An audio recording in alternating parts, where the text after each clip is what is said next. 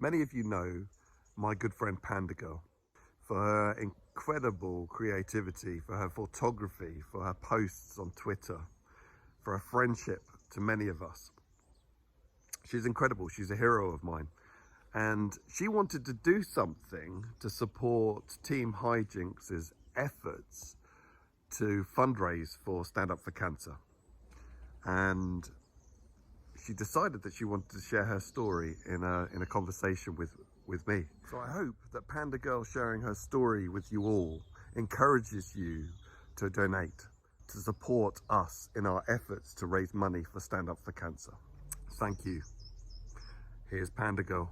She's incredible. I was born in Indiana, October 29th, 1981. I always give my mom a hard time because I say she should have waited 2 more days. She said she couldn't. So I guess I forgive her for not making me a Halloween baby. I kind of grew up with my mom and my grandparents mostly.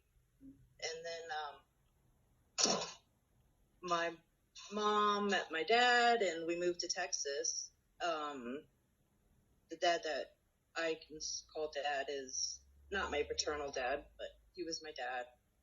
We moved to Texas together, had a really nice time at the beach, and unfortunately he took his life. So that was really hard on my mom and I both. So we didn't have much support in Texas, so we moved to Ohio to be close to my grandparents, and that's where I've been since I was 11. I was kind of a wild child. I can't imagine that at all. No, I was a wild child. I would cut off my hair a lot, and it was no big deal. But then I realized when you have cancer and you lose your hair, it's a big deal. It's not the same, but I piled a lot into my late teens, early 20s, a lot of traveling and hitchhiking in different cities, met a lot of different people, a lot of different experiences. For people who don't know you, if a friend or family member was sat there right next to you right now, how do you think they describe you in a few words, and why? First, I think they would say that I have a big heart because I've just always been a really loving person. I love animals. I love people, even though they're really messed up right now. I think they would say loving and caring, big heart. I think that they would also say, I'm a bit weird, but in a good way. I'm different. I pushed my grandparents a lot to become more open-minded about piercings and tattoos, and I think I shocked them a lot, but now they're more open-minded. There you go, see? Some other words to describe me, I would say just thoughtful. I think a lot. I write to get my thoughts out. Because you write poems as well. Yes, I do. I've been writing since, probably I was about 9 or 10. I used to write little weird stories and poems, and helped a lot with my dad, my grief with my dad, and just a lot of confusion I had as a teen of just depression issues and bullying at school because I was different, and I had a drug history. I was a heroin addict for a couple years, but I've been clean since August 20th, 2011. That's incredible. Thank you. It's been hard, but I did it. It was hard, but I did it. It's still hard. especially with cancer, What, because you're in pain a lot.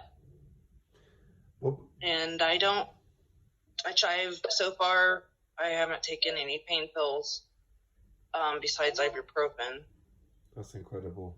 but it's worth it. I don't want to be hooked again No. if I can take it.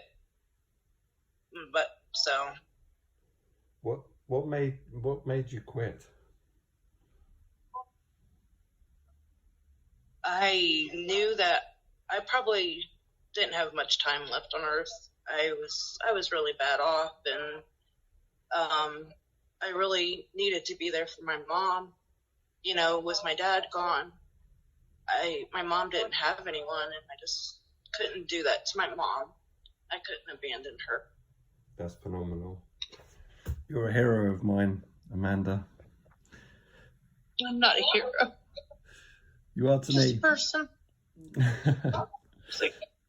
I think your story is amazing. So I think a lot of people will be.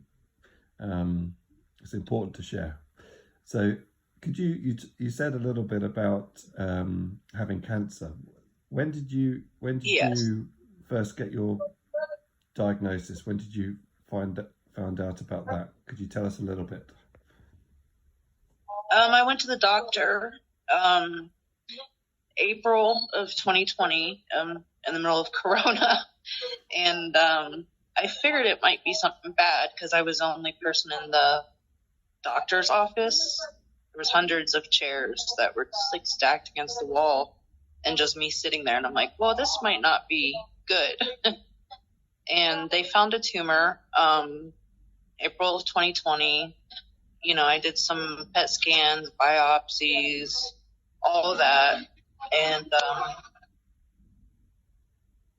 I was diagnosed with stage 4 cervical cancer.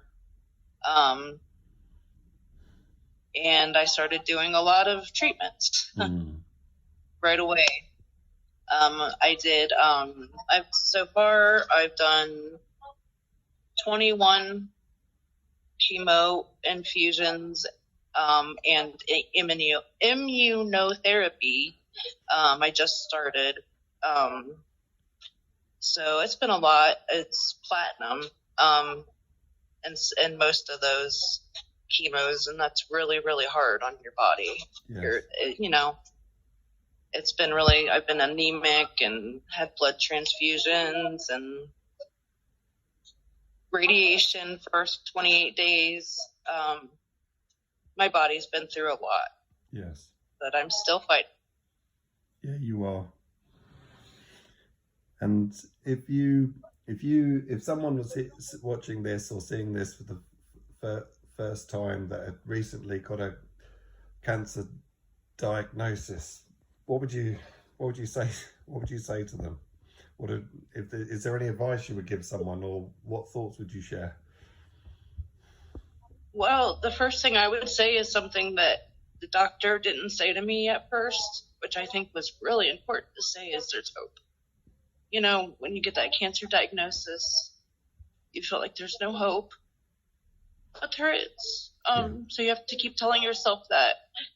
It's good to hear it from other people, but if you don't, you need to remember that there is hope. It's scary, and it's you know, it could end up bad, but it could also end up really good. In the end, you know, you could change people's lives. You can meet people you wouldn't have met. Yeah. And friendships, and just learn a lot about life in general. Yeah. And what it's all about. So never give up hope. Yeah, never give up hope, and put on your combat boots and get ready to fight. People don't know what to say. Yeah. But just say, I'm thinking of you, I'm praying for you, if that's what you want to do. Sending light, love, good energy. Just knowing that people haven't forgotten you and haven't given up on you is important. So so you talk about putting on your battle boots and getting ready to fight. What keeps you going when things are tough and you are feeling exhausted from the treatment, etc.? What keeps you going? My dog helps a lot. Boo. My boyfriend helps a lot. Just my friends and hijinks have helped a lot. Just Fortnite is a video game, but it's also a way that you meet people, and the people I've met have really changed my life for the better. Oh, And the love that I get from you guys is genuine. And we're all over the world, but yeah, we are. we're all in each other's hearts. And that's real. It's wonderful. Like, you're going to make me cry soon, Panda Girl. What you like? I know you write poetry. Have you got one? Yeah. Have you got one you could share with us? One that I can remember off the top of my head. Go for it. The stars twinkling in the bitter clear skies came shooting like lasers from my envy green eyes. Ta-da! Beautiful. We're raising money for Stand Up to Cancer. And Yes. that's partly why you wanted to do this, have this conversation and share it with people.